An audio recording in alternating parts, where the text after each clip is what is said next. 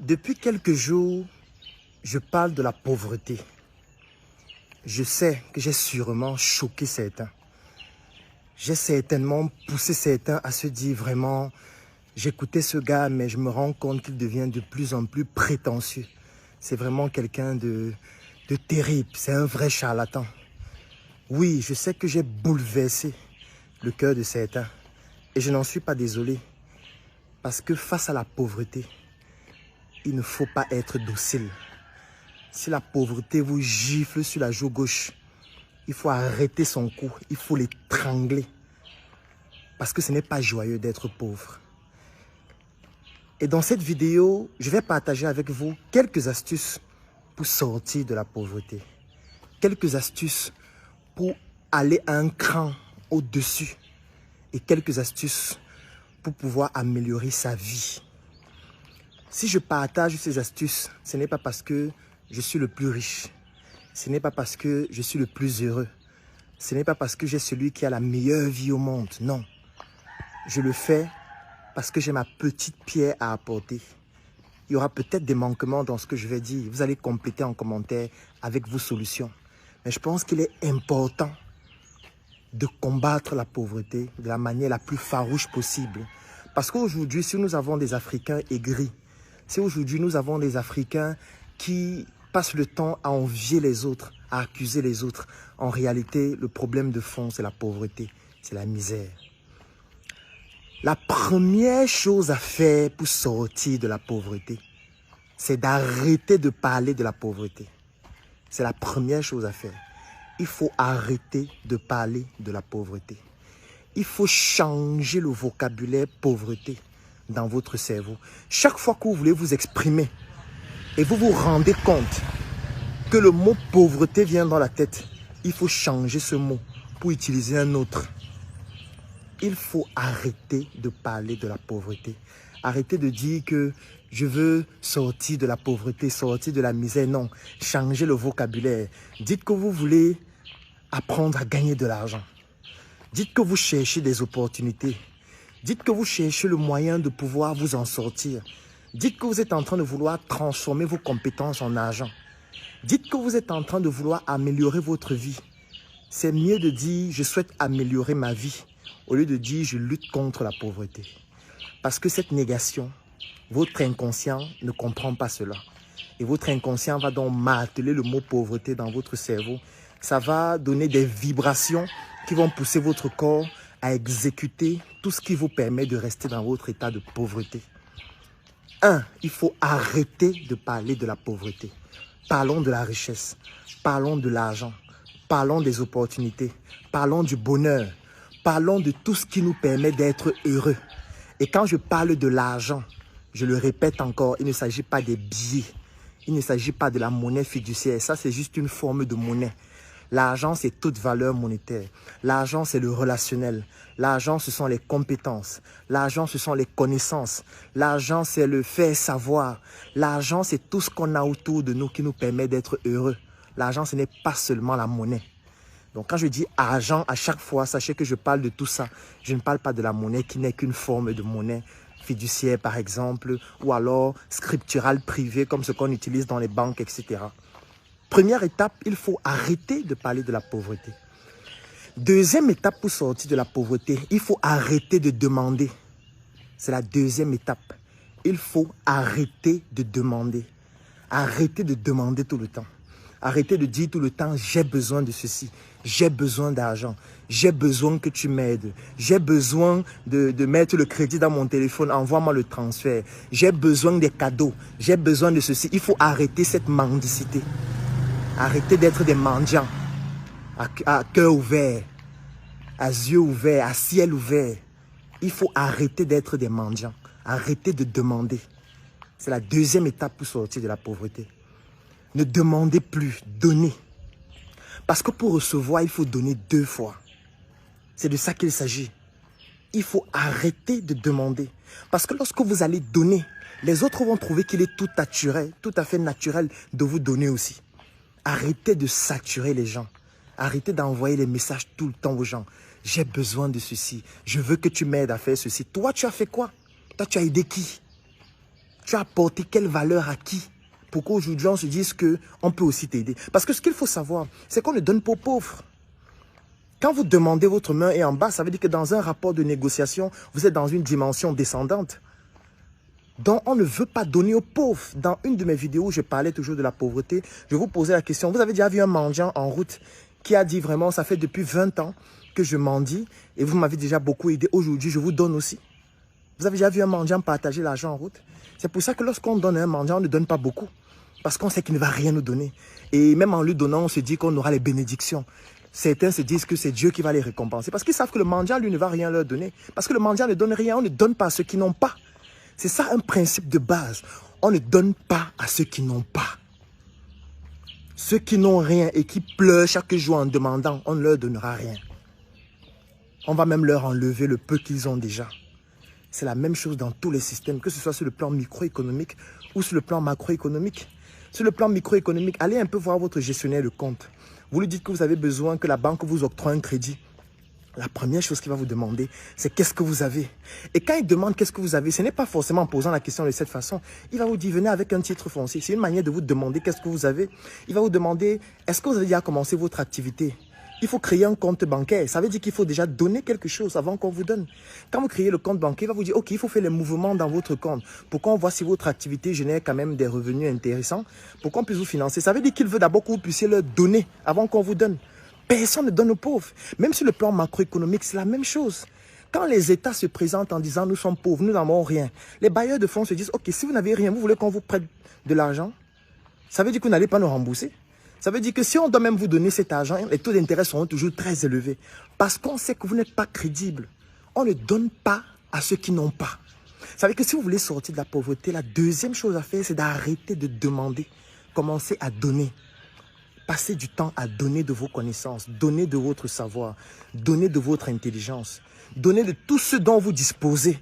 Parce qu'en donnant aux autres, les autres vont être dans une dimension qui les pousse à vous donner aussi, parce que ça va devenir comme une dette morale.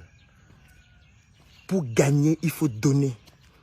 Pour gagner de l'argent, il faut investir, c'est-à-dire qu'il faut donner.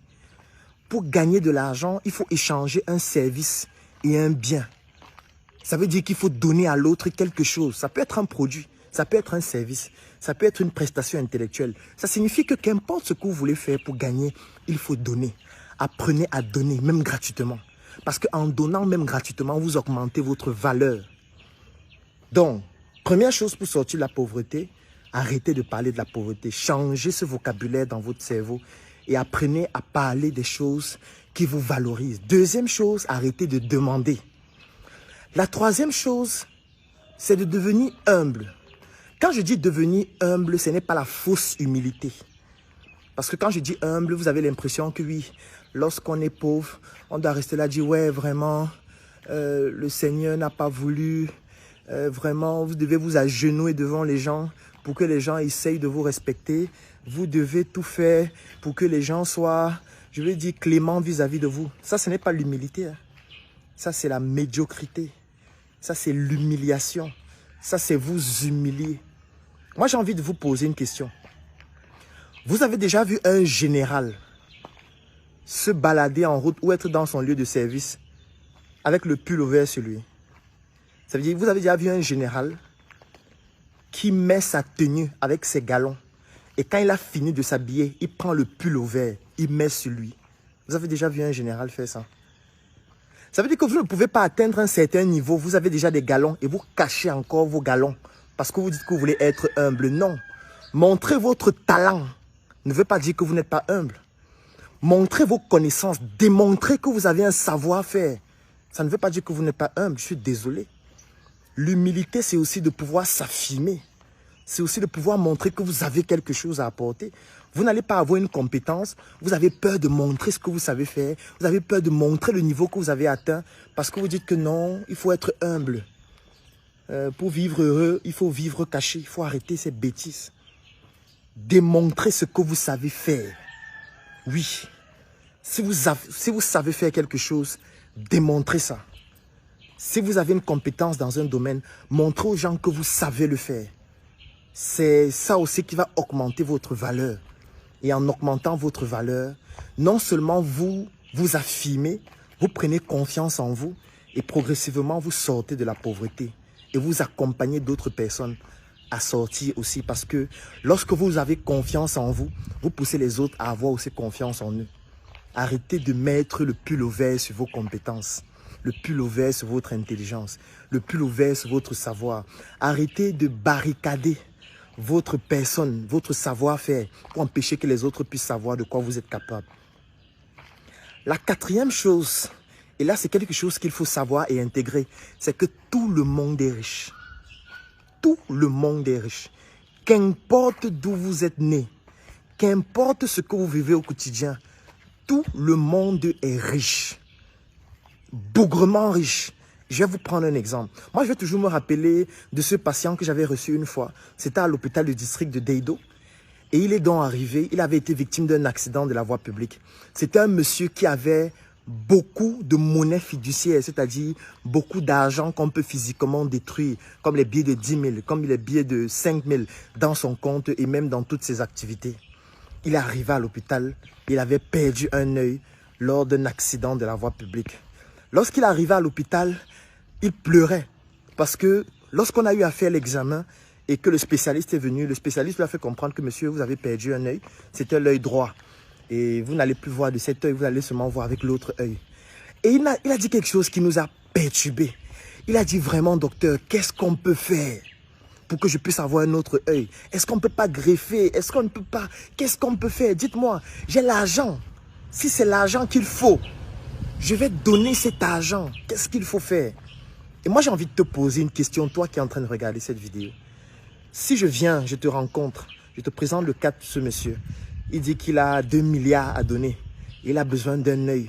Est-ce que tu es prêt à venir à l'hôpital pour qu'on t'ampute de ton œil droit pour pouvoir lui greffer ça? Et toi, tu es resté sans œil avec 2 milliards. Je suis certain qu'il y a beaucoup de personnes qui vont refuser. Il y a certains qui vont accepter parce que la preuve, c'est qu'il y a beaucoup de pays où il y a des gens qui vendent leurs reins. Surtout qui vendent leurs organes pairs. Ça arrive. Ça, je peux comprendre.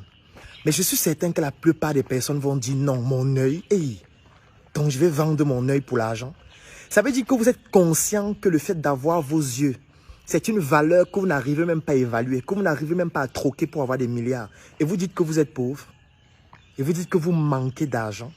Et vous passez votre temps à dire que la pauvreté vous gangrène. Votre corps est une richesse. Le fait d'avoir vos organes, c'est une richesse. Le fait de pouvoir écouter cette vidéo et comprendre ce que je dis, c'est une richesse. Parce qu'il y a des personnes qui n'ont pas eu l'opportunité de naître avec ces facultés et qui ne peuvent même pas comprendre ce que je suis en train d'expliquer. Ça veut dire que si vous pouvez comprendre, ça veut dire que vous êtes riche. Si vous pouvez voir, ça veut dire que vous êtes riche. Si vous pouvez écrire, ça veut dire que vous êtes riche. Tout le monde est riche. Vous avez grandi dans un environnement depuis 20 ans, 30 ans. Ça veut dire que vous connaissez des personnes. Ces personnes que vous connaissez, c'est de la richesse. Ça veut dire qu'il vous suffit d'être quelqu'un de crédible. Et si vous êtes crédible et que vous rencontrez ces personnes pourront vous faire confiance. Donc, c'est de la richesse. La richesse ne veut pas dire que c'est seulement vous qui devez tout avoir. Personne n'a tout. Par contre, chacun de nous est une pièce d'un puzzle. Et mis ensemble, on aura tout ensemble. Parce que nous sommes tous ignorants, mais pas de la même chose. C'est aussi comme ça que la richesse n'est pas répandue chez nous de la même façon. Il y a certains qui auront une richesse sur le plan de l'histoire, d'autres auront une richesse sur le plan des mathématiques, d'autres auront une richesse sur le plan de leur relationnel, d'autres auront une richesse sur le plan de leur patrimoine génétique, d'autres auront une richesse sur le plan, par exemple, de leur famille. Et lorsqu'on va se mettre ensemble, on va prendre un peu de la richesse de l'autre pour compléter notre richesse qui est déjà existante et qu'il faut dénicher. Donc ici, je vous interpelle à aller trouver la richesse qu'il y a au fond de vous, à aller identifier la richesse qu'il y a au fond de vous et sur laquelle vous mettez un pull au vert parce que vous développez cette fausse humilité. Il faut arrêter avec la fausse humilité. Identifier les compétences que vous avez. Trouver les personnes qui ont besoin de ces compétences-là et partager vos connaissances avec ces personnes. Ces personnes vont comprendre que vous avez quelque chose à leur apporter. Et ça va devenir une valeur ajoutée que vous avez. Et quand vous avez une valeur ajoutée, vous devenez quelqu'un de finançable, quelqu'un de crédible. Parce que l'autre étape pour devenir riche et pour quitter de la pauvreté totalement, c'est d'être quelqu'un de crédible. Quelqu'un de crédible, c'est quelqu'un qui ne dit pas n'importe quoi et n'importe comment. Quelqu'un de crédible, c'est quelqu'un qui respecte sa parole. Ça veut dire, au lieu de dire une bêtise, il préfère se taire. Parce que le bruit est de bronze. Le bruit est de bronze. La parole est d'argent. Et le silence est d'or. Chaque fois que vous voulez parler, posez-vous la question, est-ce que ce que je vais dire est d'or? Et si ce n'est pas d'or, vous la bouclez. Parce que même votre silence est d'or. Le bruit, il est d'argent et la parole est de bronze. Si vous promettez quelque chose, battez-vous pour respecter cela. C'est pour ça que ne promettez pas ce que vous ne pouvez pas réaliser. C'est préférable de promettre 2 et d'offrir 5 au lieu de promettre 5 et d'offrir 4,9. Si vous promettez 5 et vous offrez 4,9, vous serez considéré comme quelqu'un qui n'est pas crédible, comme quelqu'un qui est malhonnête. Promettez 1, promettez 0,5 et battez-vous pour offrir 1,5, pour offrir 3. Parce que les gens vont comprendre que celui-ci, lorsqu'il dit quelque chose, il réalise. Ça veut dire qu'il est donc quelqu'un de crédible. Crédible, ça veut dire quelqu'un à qui on peut octroyer du crédit. Lorsqu'on peut octroyer du crédit à quelqu'un, ça veut dire que si cette personne a un projet, on peut lui octroyer de l'argent, on peut lui octroyer des ressources, on peut mettre à sa disposition tout ce dont il a besoin ou tout ce dont elle a besoin, cette personne, pour pouvoir réaliser des choses beaucoup plus grandes. C'est de ça qu'il s'agit.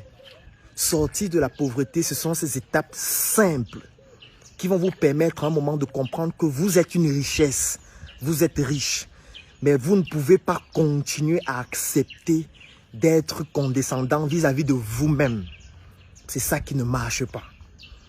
Donc voilà quelques étapes que je partage avec vous pour sortir de la pauvreté, pour sortir de la mendicité, pour sortir de la dépendance dans tous les domaines d'activité. Il faut le faire. Je sais que c'est difficile. Oui, parce que ça demande de la discipline. Ça demande de se choquer soi-même. Quand je dis qu'il faut arrêter de marcher avec les pauvres, c'est choquant. Vous allez me dire, certains m'ont même posé la question, et si c'est ma famille, je fais comment?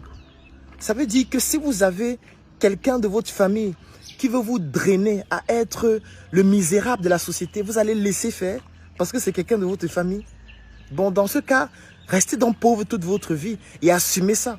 Et je tiens toujours à le dire, il n'y a aucun genou au sol qui va faire disparaître la pauvreté à jamais. Même si vos genoux sont foncés n'importe comment, ça ne va pas faire disparaître la pauvreté. Je ne suis pas en train de vous demander d'arrêter de prier. Je n'ai pas qualité pour vous dire ce que vous devez faire. Je n'ai pas qualité pour vous dire la religion que vous devez pratiquer ou encore la spiritualité que vous devez adopter. Je n'ai pas qualité à le faire. Vous pouvez prier. Vous pouvez adorer vos dieux. Vous pouvez faire ce que vous voulez. Mais si vous n'appliquez pas ces étapes simples et opérationnelles, rien ne va se produire. Aucune prière ne peut faire partie de la pauvreté. Parce que si la prière faisait partie de la pauvreté, c'est que l'Afrique est à une échelle extraordinairement élevée aujourd'hui. Ça veut donc dire que la prière à elle seule ne suffit pas. Je ne suis pas en train de dire qu'il ne faut pas prier. Chacun fait ce qu'il veut de sa vie. Mais à un moment donné, il faut être conséquent. Il faut voir les actions que vous posez, les résultats que vous avez obtenus et vous essayez de vous poser la question, est-ce que ce que je fais me permet de progresser? Si ça ne vous permet pas de progresser, c'est qu'il faut changer quelque chose. Et ce qu'il faut changer, c'est ce que je viens de partager avec vous. Dès aujourd'hui, appliquez ces méthodes simples et vous allez devenir quelqu'un qui progresse au fur et à mesure. Parce que lorsque je parlais d'humilité aussi tout à l'heure, c'était pour vous faire comprendre que lorsqu'on veut sortir de la pauvreté, on doit parfois accepter de faire des choses qui dépassent notre entendement. Une fois, j'ai rencontré un jeune qui voulait se lancer dans un projet parce qu'il voulait créer sa marque de vêtements. Il m'a dit qu'il était inspiré par ma marque sur mesure et il voulait créer sa marque de vêtements. J'étais donc en train de lui demander quel est le budget qu'il a à disposition pour le faire. Il me dit qu'il n'a pas beaucoup d'argent, qu'il a 50 000 francs. Je dis d'accord. Comment est-ce que tu comptes donc créer ta marque avec les 50 000? Il dit d'accord, il n'y a pas de problème. Lui, il comptait aller voir un styliste qui va réaliser quelques tenues, peut-être 5 ou 6, et mettre sa marque dessus. Et il va créer donc une plateforme en ligne, comme une page sur un réseau social. Et il va commencer à communiquer. Je dis d'accord, il n'y a pas de problème. Je trouve que c'est intéressant, ça peut le faire. Mais pourquoi est-ce que tu ne vas pas vendre tes tenues au marché. Ça veut dire, les 50 000 là, au lieu de réaliser juste 5 ou 7 tenues ou 10 tenues maximum, en fonction du modèle, pourquoi est-ce que tu ne prends pas cet argent? Tu achètes d'abord des vêtements et tu essayes de les revendre. Dans un marché comme Mokolo, c'est un marché qui est dans la capitale du Cameroun. Il me dit non, vraiment, lui il fréquente. Il ne peut pas aller vendre à Mokolo. Je lui demande, tu fréquentes combien de fois par semaine? Il me dit qu'il fréquente 4 fois par semaine. Je lui dis quel jour et quel jour? Il me dit de lundi jusqu'à jeudi. Je lui dis d'accord, c'est magnifique. Ça veut dire que tu peux aller à Mokolo vendredi. Il dit non, vendredi, j'ai les répétitions, donc je ne peux pas y aller. Je lui dis d'accord, c'est même parfait parce que samedi, c'est un jour extraordinaire pour le faire. Il dit que non, samedi, je rends visite à ma famille, je ne peux pas aller à Mokolo samedi. Je lui dis ok, dimanche alors, tu peux aller dimanche dans l'après-midi, entre 16 h et 18 h. Tu pourras le faire. Il me dit non, dimanche je vais à l'église, ensuite je prépare ma semaine et tout. Après ça m'amusait. Parce qu'en fait, je me rendais compte qu'il avait honte d'aller au marché vendre. Il avait honte d'aller se placer au marché, de présenter aussi ses vêtements. Et je lui ai dit, mon frère, lorsqu'on est pauvre, il faut être humble. Tu ne peux pas être pauvre et tu es condescendant vis-à-vis de ta propre pauvreté.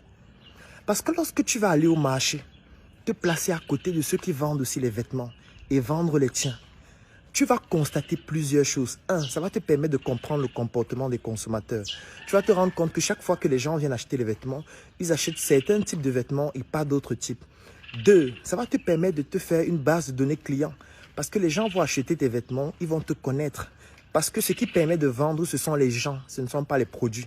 Ce qui permet de vendre, ce sont les gens, ce ne sont pas les services.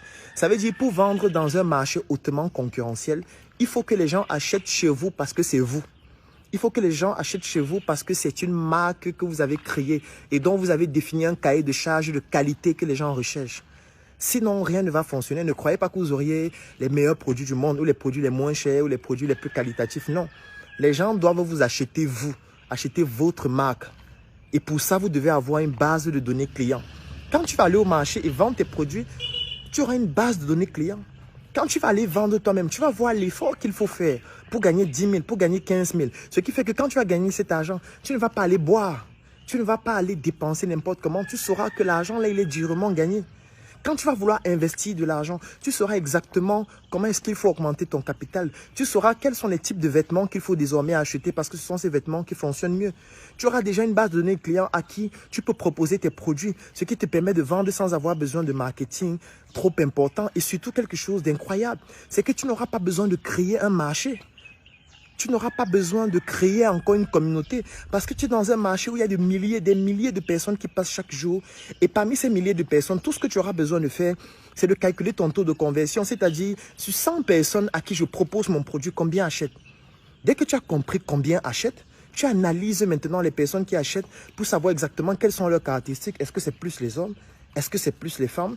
Et surtout, ça va te permettre de pouvoir mieux recalibrer ton produit ou alors les services que tu offres, ou alors même de proposer des services et des produits complémentaires. Parce qu'à force de le faire, ça va te permettre d'augmenter ton capital, d'augmenter ta crédibilité. Ça va te permettre de devenir humble. Ça va te permettre de comprendre que même si tu es bac plus 80, tu peux te rabaisser pour apprendre et progresser progressivement. Et là, la tautologie est importante. Mais je me suis rendu compte qu'il n'arrivait pas à le faire. Vous dites que vous êtes pauvre et vous avez honte. Vous chantez chaque jour que vous êtes pauvre et vous avez honte de vous retrousser les manches et même de les couper si nécessaire, s'il faut apprendre. Vous dites que vous êtes pauvre, mais vous ne voulez pas faire ce qu'il faut faire pour sortir de la pauvreté. Vous voulez vous coucher sur le lit. Vous voulez être dans un bureau climatisé. Vous voulez être sur Internet avec de belles photos et dire que oui, je suis CEO. C'est ça, n'est-ce pas? Vous allez donc rester pauvre toute votre vie parce que vous ne voulez pas faire les choses simples. Et je vais terminer cette vidéo avec les 5 étapes lorsque vous avez déjà commencé une activité. Parce que lorsque vous commencez une activité, la première étape, c'est de trouver des clients.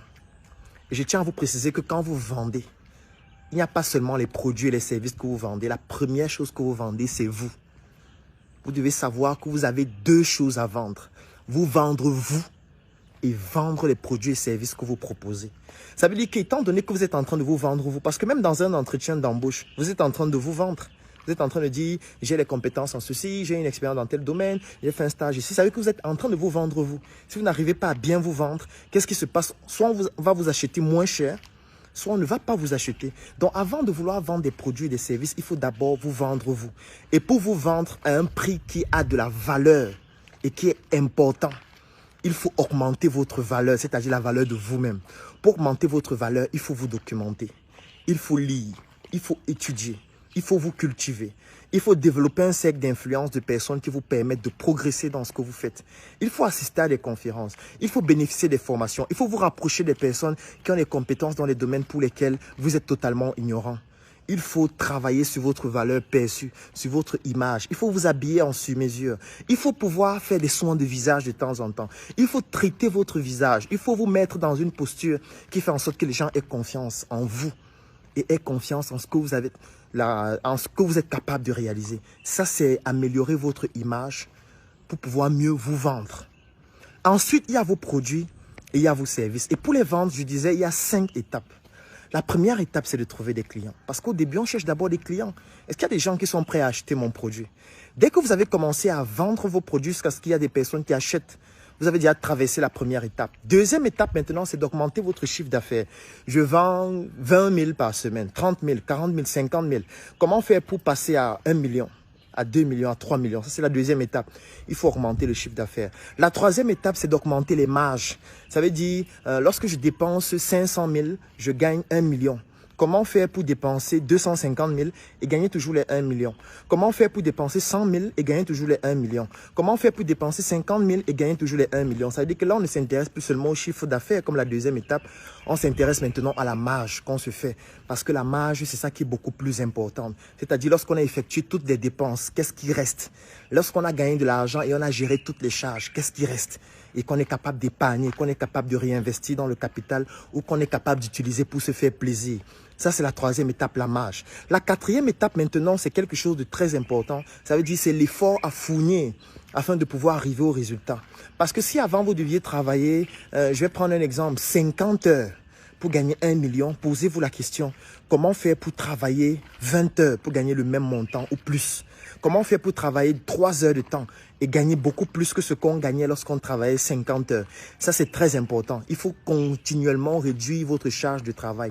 Et là, ça peut nécessiter de faire intégrer d'autres personnes. Ça peut nécessiter de créer une communauté. Parce que là, vous n'êtes plus seulement en train d'utiliser votre temps pour gagner. Vous cumulez le temps de beaucoup d'autres personnes avec qui vous vous mettez ensemble pour atteindre un même objectif. Parce que si je suis seul, je dois atteindre un objectif, ça veut dire que je n'ai que 24 heures par jour pour atteindre cet objectif. Sauf que les 24 heures, je ne les utilise pas seulement pour travailler. Il y a une partie pour dormir, il y a une partie pour manger, il y a une partie dans les embouteillages, il y a une partie pour aller se divertir, etc. Ce qui fait qu'il ne manque pas, il manque très peu d'heures pour vraiment atteindre mon objectif. Ça veut dire que peut-être, si je travaille même 10 heures de temps par jour, atteindre un objectif qui est très grand sera très compliqué. Par contre, si nous sommes 10 à mettre chacun 10 heures par jour, on atteint l'objectif plus facilement. Ça veut dire qu'il faut créer une communauté. Ça veut dire qu'il faut avoir des collaborateurs. Ça veut dire qu'il faut identifier des personnes avec qui vous avez la même vision. Même vision ne veut pas dire que vous vous entendez sur tout. Même vision ne veut pas dire que vous êtes des amis forcément. Même vision, ça veut dire qu'on se met ensemble pour atteindre un objectif. Ça veut dire qu'on met nos outils ensemble, nos ressources matérielles, financières, humaines, relationnelles ensemble pour atteindre un objectif, pour que chacun puisse progresser et réaliser ses propres rêves. Ça, c'est la quatrième étape. Et la cinquième étape, c'est de tout automatiser. La cinquième étape, c'est de se dire, aujourd'hui, il y a des nouvelles technologies. Aujourd'hui, il y a l'Internet of Things. Aujourd'hui, il y a le Big Data. Aujourd'hui, il y a l'intelligence artificielle. Ça veut dire qu'aujourd'hui, pour pouvoir réaliser quelque chose, on peut créer des algorithmes qui permettent de le faire automatiquement et pour pouvoir avoir une croissance exponentielle. Aujourd'hui, on a la possibilité de pouvoir créer une plateforme qui automatise tout ce qu'on fait. Aujourd'hui, on a la capacité de pouvoir réduire le nombre de personnes physiques qui vont nous permettre de pouvoir réaliser nos projets avec des algorithmes et avec l'informatique. Et ça, c'est la cinquième étape qui s'appelle dans la scalabilité. Ça veut dire que chaque fois que vous êtes dans un business, rassurez-vous que vous ne passez pas 5 ans, 10 ans, 15 ans sur une même étape parmi les 5 étapes que j'ai citées. Sinon, ça veut dire que vous êtes en train de stagner et vous n'êtes pas en train de progresser. Et vous allez rester pauvre à un certain niveau parce que vous pouvez avoir beaucoup d'argent et vous êtes pauvre. Parce qu'il y a beaucoup d'autres personnes qui ont certainement atteint un niveau beaucoup plus élevé que vous en dépensant moins, en faisant moins d'efforts.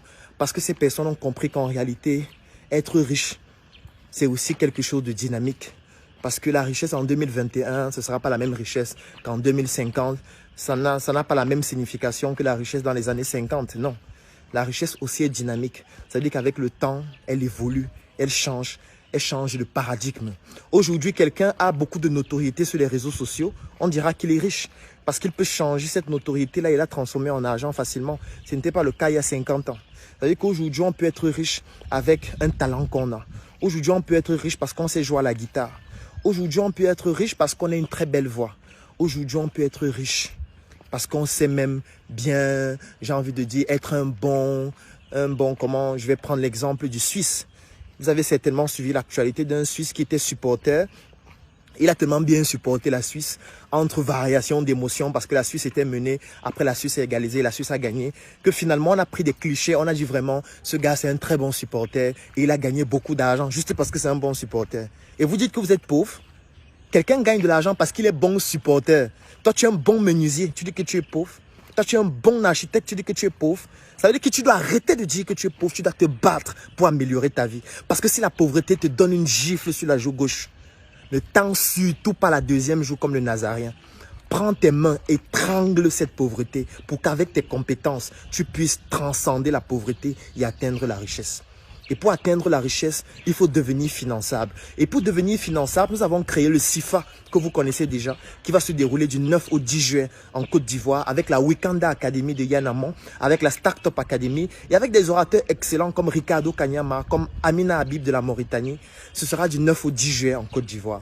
Si vous souhaitez participer à cet événement unique durant lequel nous allons parler des finances, des leviers de financement, de l'autofinancement et tout ce qui va vous permettre de devenir finançable, écrivez en commentaire, je souhaite participer au CIFA et nos équipes vont vous contacter pour vous donner toutes les informations, pour bénéficier de cet événement en présence physique à Abidjan, en ligne si vous n'êtes pas en Côte d'Ivoire ou alors à travers le monde, en vidéo si vous voulez avoir les supports vidéo de cette formation partout à travers le monde, en support physique et électronique ou alors tout simplement si vous voulez entrer en contact avec les différents orateurs, écrivez juste en commentaire, je souhaite participer au CIFA.